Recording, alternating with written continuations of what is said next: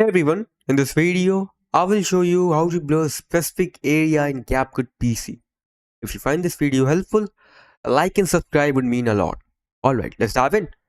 First of all, open CapCut, import the video by clicking over here on import, and after that just click on add to track.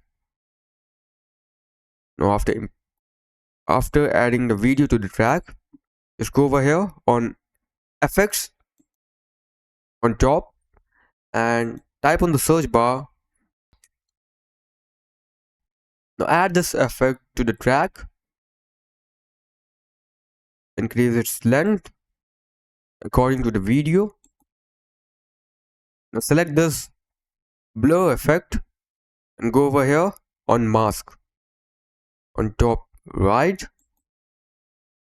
and just click on add mask.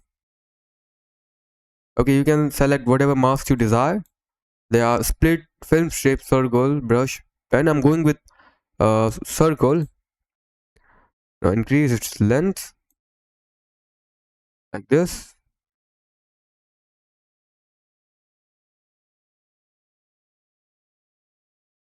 That's it.